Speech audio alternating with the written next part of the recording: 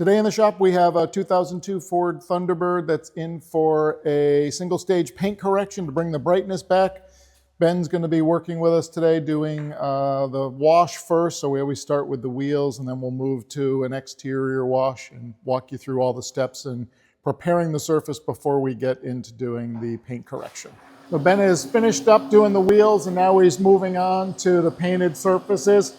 We always do a top-down approach, starting at the top of the vehicle, working our way down to get all of the surfaces clean. You'll also notice Ben doesn't have two buckets. What we're doing is we use buckets with a grit guard in them. So there's actually a grit guard in there that separates the dirty water from the clean water. So you get the same effect as a two-bucket method, but you don't have to wheel two buckets around everywhere you go.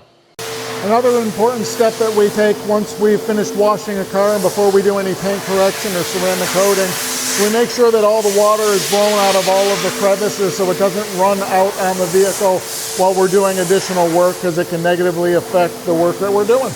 Ben's now doing a paint depth report on the vehicle, so what we're looking for is any imperfections in the paint. Have any of the panels been repainted, or looking to see, has anyone polished the car before? So sometimes someone's gone after an imperfection, thinned out the clear coat. When that happens, we have less clear coat to work with. So we want to make sure we're not going to polish so much. We're going to go through the clear coat.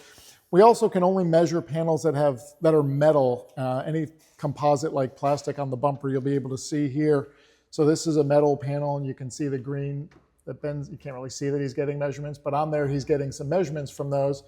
And as he comes down into the plastic panel, there's no measurement showing. So hopefully that shows up in the video for you.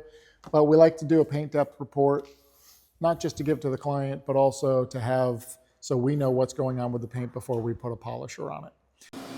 And the final step before we put a polisher on the car is to go ahead and tape off any of the areas that need special attention.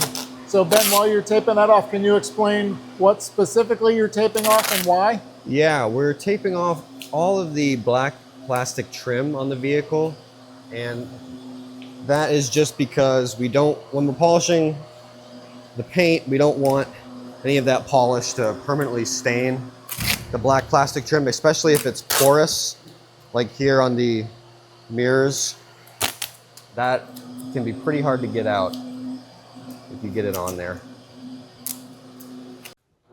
Now that Ben's completed all of the prep work on this vehicle, we're finally getting to the stage where he's starting to polish the vehicle. So on this vehicle, we're doing what's known as a single stage paint correction, which is we're going across every square inch of the painted surface of the vehicle with a polish, which is a product with a gentle abrasive in it that's designed to bring the shine back to the surface of this vehicle.